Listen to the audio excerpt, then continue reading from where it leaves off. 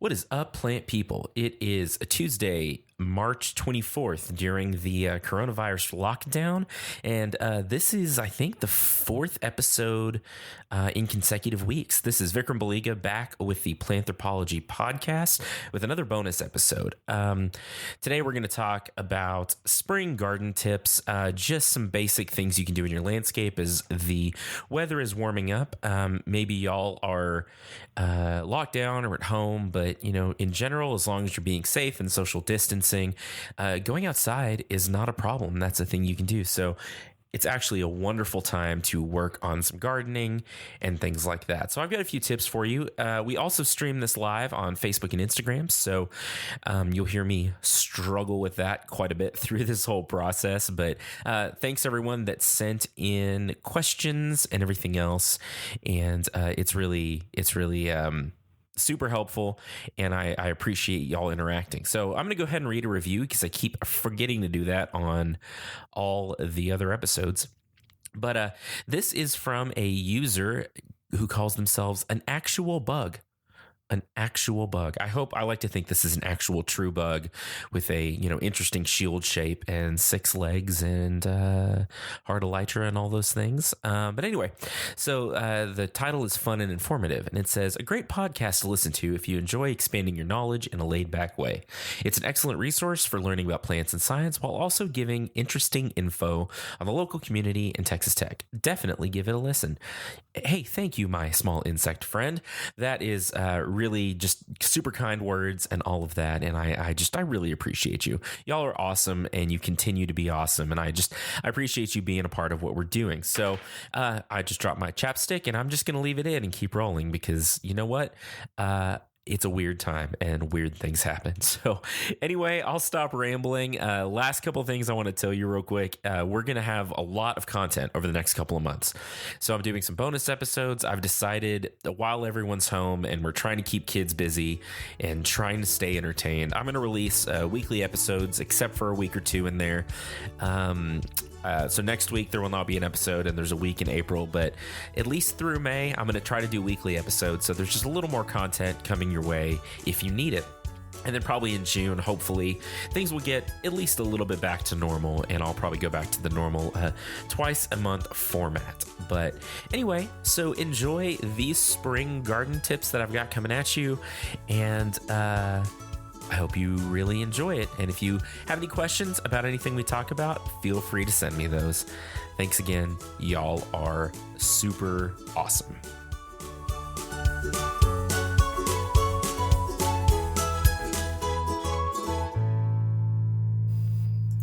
How's everyone doing? Hey, Kenyon. Hey, Cynthia and America the Bizarre, Sweet, and Ashton. So if you're actually watching, say words, type words to me there on the Instagrams and the Facestove snaps. I don't know. I'm just making stuff up. I think I'm losing my mind. I've been alone in this greenhouse like way too long at this point. So you're gonna have to bear with me as I slowly, or not so slowly, thank you, appreciate the words, as I slowly or not so slowly descend into absolute madness. Okay, one more share, and then watching scary pandemic movies with the girlfriend. Is that a good choice, Kenyon? I mean, like, how's that doing for your anxiety? Is that that would put me up here somewhere in the upper anxiety levels. Okay, so sorry, I'm almost done sharing things to places, and then I will actually get on with. But I have all the plants. Yeah, the plants, it turns out, are not brilliant conversationalists. Somehow, shocking, I know, but they're not. All right, now that I've wasted a large amount of time rambling about nothing and trying to get see, I'm really bad at this, trying to get everything working, we'll get started. So as I mentioned earlier through a variety of posts, I don't know where to look because I have an idea. Let's do this. This is going to make it better so that I'm looking more or less the right direction for both streams. Okay. So as I mentioned earlier, I've been trying to put out some extra content for March. That was my plan anyway, because it's the beginning of spring and all of that. And I thought it'd be a great time to get on with just some extra tips and tricks and things like that.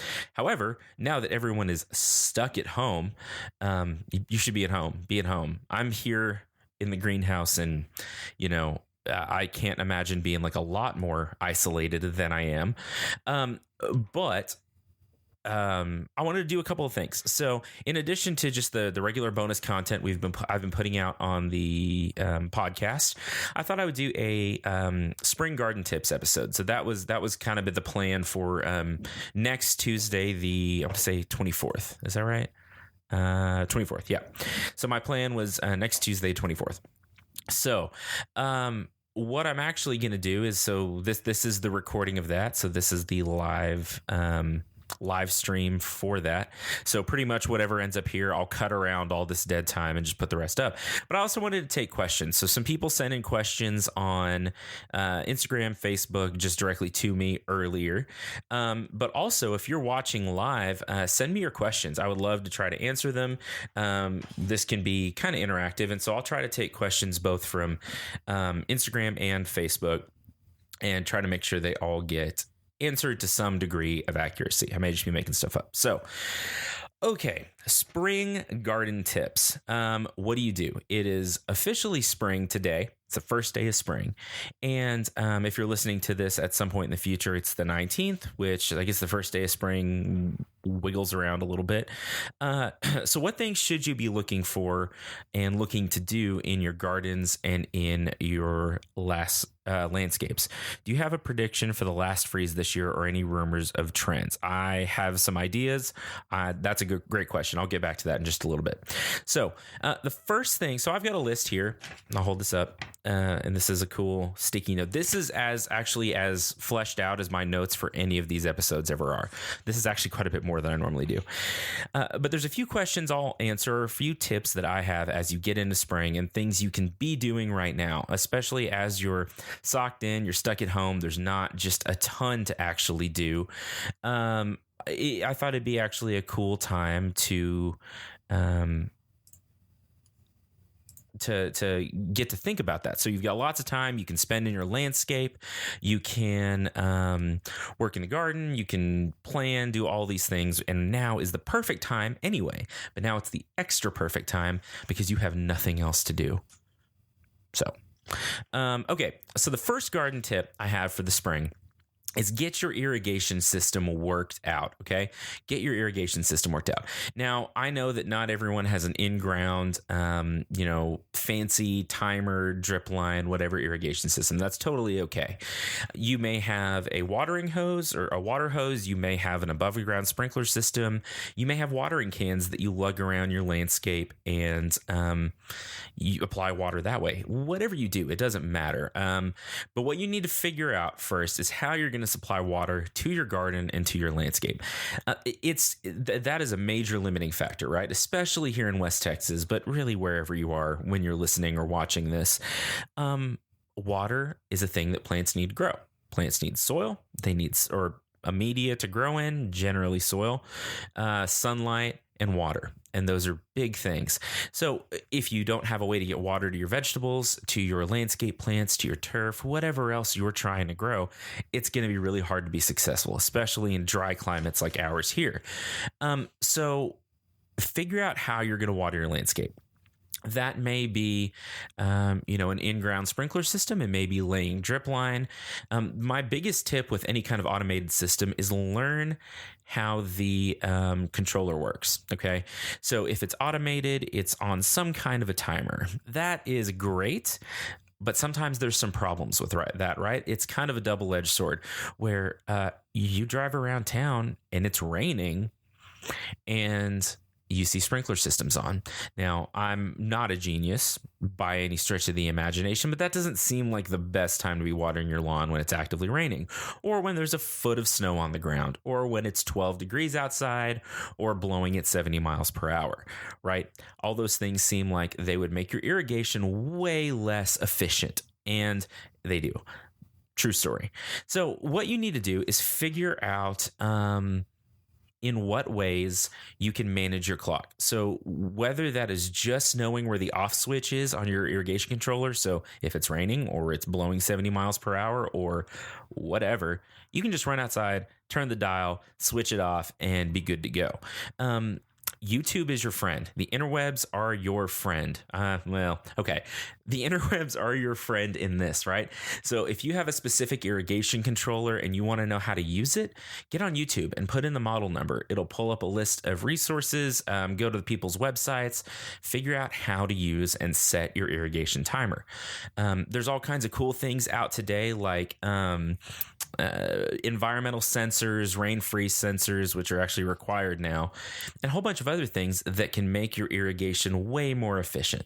So make sure that you are being as efficient and using your water resources as wisely as possible. Okay, the next tip is to practice good garden cleanup and weed control. Now, there's a lot of things that come along with this, right? So you may not be someone who wants to go out and use any kind of chemicals in your landscape. I would say if you wanted to do a cleanup application of a broad spectrum herbicide like Roundup or glyphosate, I shouldn't say trade names probably, on your lawn, it's too late now. Okay, at least in West Texas, your Bermuda grass, even if it doesn't look green, is out of dormancy. It's way too late. So now what you've got to look at if you're trying to control weeds that are already in the landscape is some kind of selectivity. Pick a product that will take care of the problem you actually have. It's also about time to use a pre-emergence herbicide. So all of those late spring, summer weeds that are going to germinate and are going to come up and be a problem for you all summer, now is the time to start taking care of them, right? So what you want to do is if you're going to use a pre-emergence herbicide, go out and apply it now. That should catch most of those early summer weeds and those late spring weeds that are going to come up. If you don't want to use herbicides, that's totally fine. Go out and start pulling weeds, right? You've got probably ample time now to start doing that kind of stuff. Make sure everything gets mowed. Do not scalp your lawn. Just don't scalp your lawn. It is not good. It's not helpful. I don't care who told you to do it. Do not do it. Don't scalp your lawn, okay? So you also want to start thinking about cleaning up leaf litter, things that are on the ground, dead twigs and dead plants and other things like that that are just hanging around in the landscape and not helping anybody. Now is the perfect time to clean that stuff up and make sure it is gone and out of your way by the time you're ready to start planting your spring garden. Weeds. So the reason we control weeds in general, now a weed can be anything, right? If you have an oak tree growing in the middle of your flower bed where you're trying to grow tomatoes, that oak tree is a weed in that bed most likely, okay? So it's just a plant that you don't want or a plant that's out of place. So the whole idea is that those weeds are going to compete for resources in your life, whether those are water resources, nutrients, sunlight, space, your attention and your time. Those weeds are competing for those resources. That's the reason we take them out. We want to spend all of our resources as wisely as we can, including our time, on the plants that we actually want to have in the landscape and then we want to be growing, okay?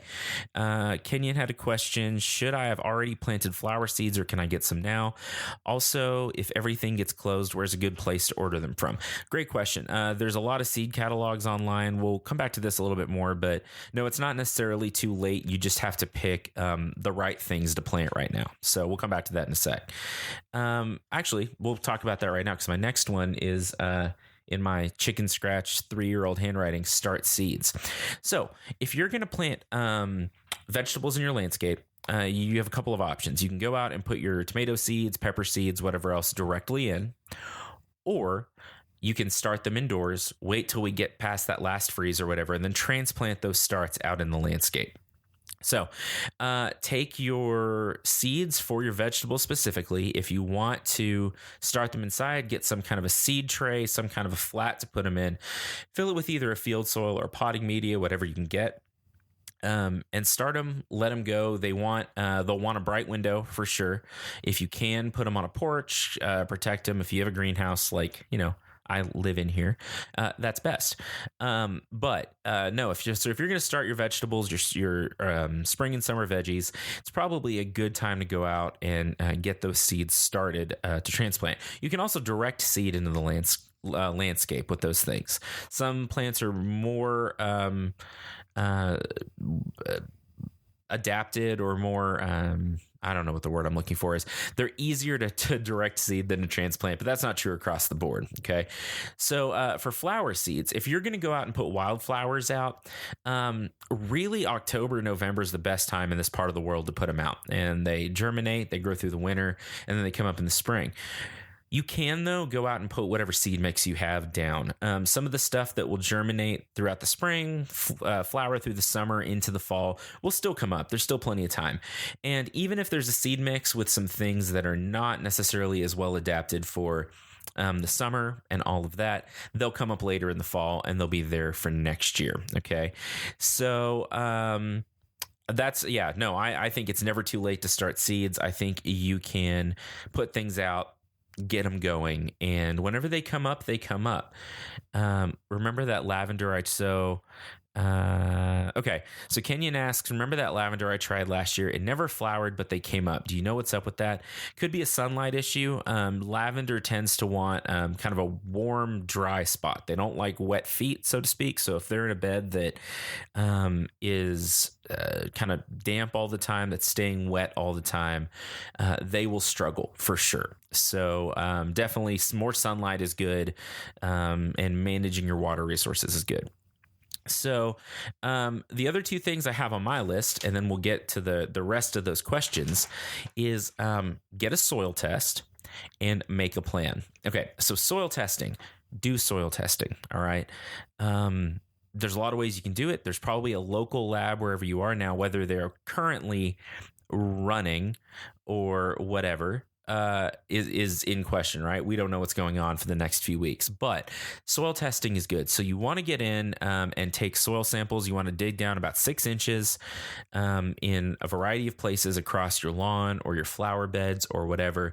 Mix them together, let them dry out, and then send that sample in. What that'll tell you is what's in your soil. What's the pH? What's the salt level? What's the nitrogen, phosphorus, potassium, all those other key elements that a plant needs to grow. That lets you fertilize appropriately to your landscape and make sure that you're actually putting out specifically what's needed instead of just going in and throwing out fertilizer or whatever else and wasting your money and maybe polluting or maybe over applying something. So the last thing I have, and then we'll really get into some of these questions, is make a plan, all right? Whether you draw out a super formal plan or you just have something in your head, know what you're going to go buy, know what you're going to put out, and it'll keep you from spending a ton of money. Because it's really easy to go to the garden center and just get super excited about plants, right? And go in and quickly spend $500 or $1,000 on plants. And that may sound a lot, but I also know some of you out there have done that. And then you get them home and you don't have a good spot for them. So make sure you have a plan, know where everything is going and what everything, what place everything has in the landscape. I think that's going to be super helpful for you, and it'll make sure that you're, again, using your resources wisely and using your time wisely. So, another question. So Lewis, okay. So a question that Ashton asked is, what about those little pH sticks? Okay, so these little pH sticks that you dissolve some soil and water, stick the test strip in there, try to see what color it is. They technically work, probably, but they don't give you a ton of information, right? So you really want information on not just pH, but salinity and nutrient content and all of these other things in your soil. So if you're using those, that's totally fine. And I think that there's nothing wrong with them. I think just by getting a formal soil test, though, you get a lot more information than you do with something like that. So, okay, some questions. So Lewis asked, and this is a live question on, I'm getting confused here, on Facebook. We have an older greenhouse at an elementary school I volunteer at. What are some basic tips to remember, or what advice would you give to have success with it? I have zero experience with greenhouses. Okay. Okay, that's a big question. So I'm thinking through an answer. So a couple of things is you need to be able to manage your temperature in both directions, right? Just because you have a greenhouse does not necessarily mean that it'll stay above freezing in the winter and below 1,000 degrees in the summer. You know, especially in Texas, goodness, it gets hot in a greenhouse. I know if our fans and our cooling systems stop running, it'll hit 115, 120 degrees in some of these greenhouses, like in 5 or 10 minutes. I mean, literally in 5 or 10 minutes during the summer. So if you have an old greenhouse, some of the things you should look at is how are you going to ventilate it, okay? Whether that is leaving a door open and putting a fan in it, if there's some kind of automated cooling system or whatever else, you need to keep your temperatures moderated throughout the year. Now, when I say that, you know, you should probably try to keep it not a whole lot more than 90 degrees during the summer, if possible, and then probably not let it drop much below about 60 degrees in the winter. Now, you can use space heaters, you can use shade cloths and vents and all kinds of things to address that. And I think that all of those are definitely good tactics for managing the temperature in your greenhouse. Other things, make sure you have a water source, make sure you can sanitize a little bit. If you have a greenhouse, you're going to get bugs because you're essentially creating a microclimate where honestly, insects are highly favored, and they've got a bunch of host plants there that they're going to want to eat. So think about pest control, whether that's biological through buying ladybugs and other stuff like that, or pesticide sprays, or really whatever else. You need to have a plan to deal with insects. You need to have a plan to water, and you need to have a plan to manage heat. Aside from that, those are kind of the biggest things. So those are things I say because they're things that I deal with here in our greenhouse facility constantly. Temperature, water, bugs, and diseases. I'm going to lump in diseases with pests. So, okay, let me scroll back up to get Ashton's question from earlier. Sorry. Okay, do you have a prediction for the last freeze this year, or I'm moving this around a whole bunch. Sorry. Do you have a free prediction for the last freeze this year, or any rumors of trends? Okay, so no, I have no idea. I used to be, I like to pretend sometimes that I'm good at predicting this stuff, but I have no idea. So our general average last freeze date in this area, in the West Texas area, is about April 10th. So according to that, we've still got 3 weeks to give. It's weird. It seems like we always have a freeze around Easter, kind of regardless of when Easter is. I don't know why that is either. Looking at the plants, though, there are a lot of things budding out and a lot of things that are starting to bloom that, gosh, it's early. So that may mean that we're done. There is a chance for a freeze this coming, I think tomorrow night, actually. Not a hard freeze. They're saying about 30, 31 degrees right now. Hey, so it turns out it did not actually freeze. We got some cloud cover that came in, and the wind blew pretty hard that day, so it was all fine. I remember a few years ago, it froze. It was like 24 degrees on May 5th. So it's hard to say. It's really hard to say. I would think that at least in Texas, or this part of Texas, there's a couple of things you can watch for. there's a few indicator plants. Now, they're not foolproof, right? They're not watching weather reports and long-term projections and things like that.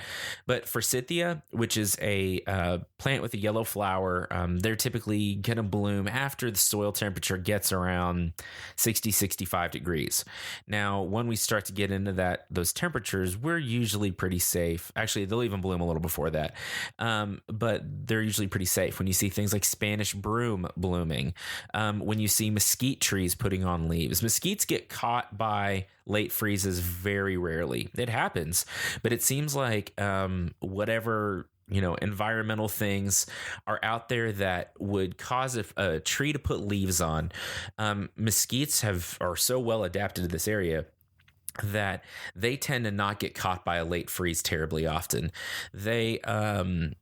So watch the mesquite trees and things in that family. So mesquites, honey locusts, stuff like that. And you can see when they start pushing leaves and really start leafing out, we're probably safe from freezes. I'm going to say it freezes real lightly this weekend, and we may have one more light freeze. I'm hoping a light freeze. My peach trees are already blooming. But we're close. I'm going to say probably in the next 2 weeks, we'll see our last freeze. I don't know. I've been wrong before. Again, it's frozen hard in May before, and it's snowed in late April. So there's really no way to know. It's been a weird year. I'm expecting it to continue to be a weird year in a lot of ways. I'm looking for more live question. So another question I got earlier on the face space was pruning tips for perennial plants. What do you do with your perennials that are in the landscape? Should you prune them now? Should you wait? What should you do? So I think one of the questions was specifically about roses. So roses are already leafing out pretty much all over town. Generally, you want to prune them as much as you can when they're dormant, but it actually turns out that roses are pretty tough. So you want to cut them back quite a bit. Now, some of it depends on your management goals, but a lot of roses, you can cut them back to about a third of their size. Just leave the main stalks or canes that are out there, and then kind of get rid of the rest. Now, roses are always going to be a challenge to prune because they're pointy and stuff.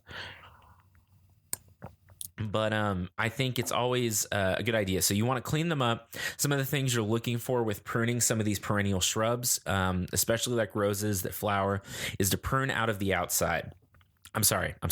Prune out of the inside. You don't want to just start on the outside and work your way in. You want to open up air movement through the middle of that plant. Same thing is true of fruit trees and stuff like that.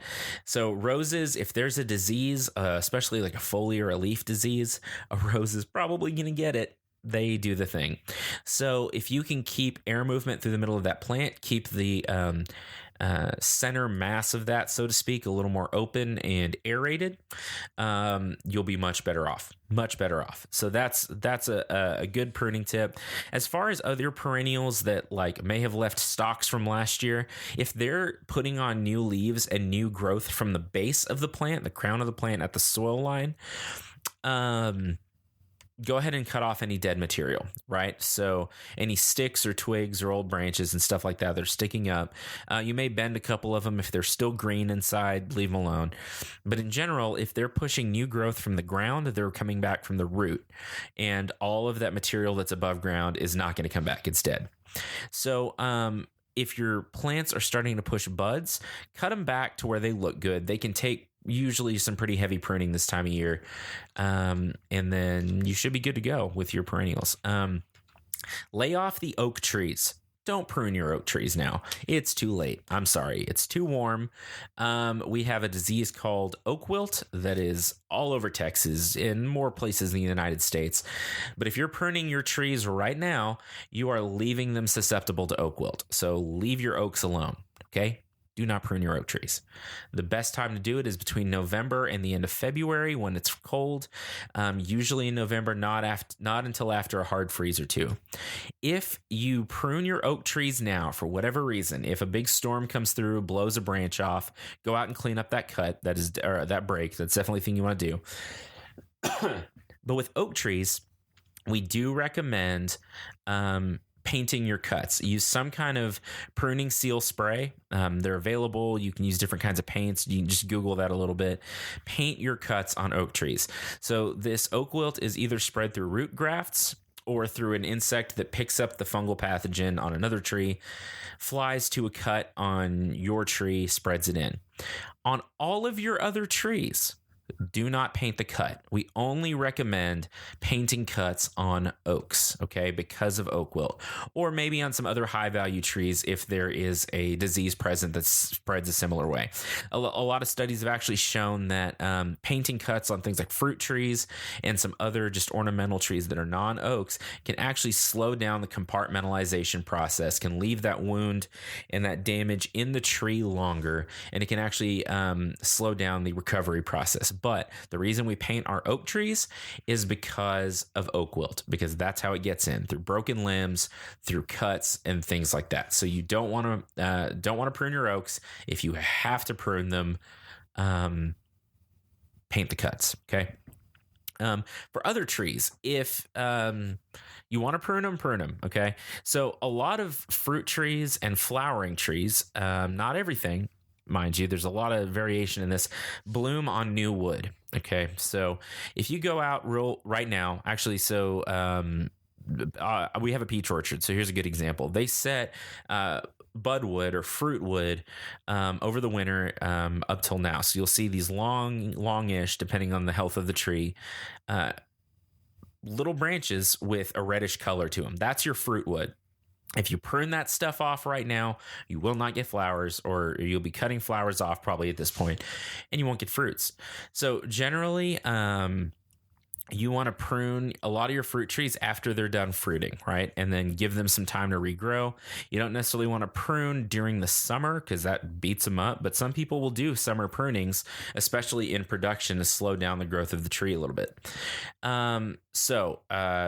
On everything else, just your shade trees and stuff in the landscape, now's not a bad time to prune them. They're starting to grow. They're starting to come out, pull water, pull resources and nutrients and things like that.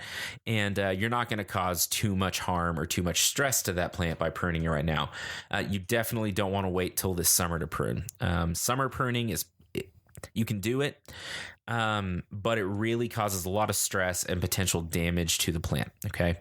So what else we got? Any other questions out there in internet land? No, y'all are awfully quiet. I see a little green thing saying that some of y'all are here. Okay, well, I'll do one more then. I have a list, but we'll do this again at some point. I'll do one more. Let me go through it. Let me pick a really good one. Can I eat the mushrooms in my yard?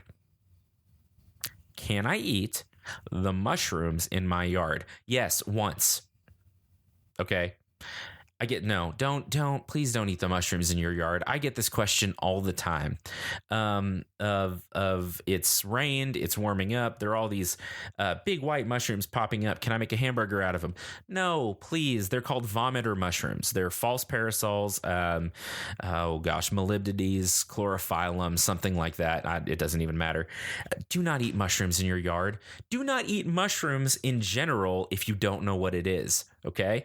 There are a lot of mushrooms that taste good. There are a lot of mushrooms that will make you see giant flying elephants. And there are a lot of mushrooms that'll kill you before you hit the ground. Okay. Or make you violently ill. Do not eat mushrooms if you don't know what they are. Okay. Buy them at the store. If you know what you're doing and you can harvest them, you really, really know what you're doing. Okay. But my rule of thumb is if you see a mushroom and you don't 1000% know what it is, just leave it alone. Just walk the other way. Turn around and walk away. There's a lot of bad things that can happen to you if you eat a bad mushroom. Okay. So no, do not eat the mushrooms in your yard. Anyway, so we're at about half an hour. I think I'll wrap it up here.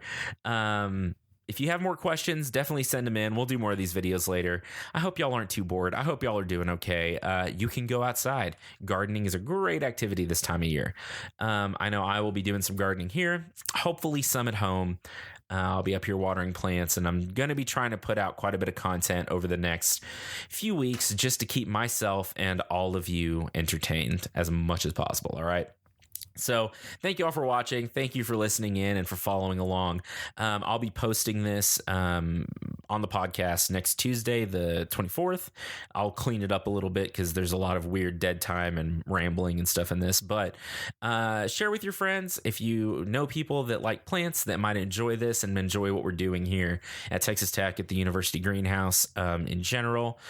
Point them our way, okay? That would be great.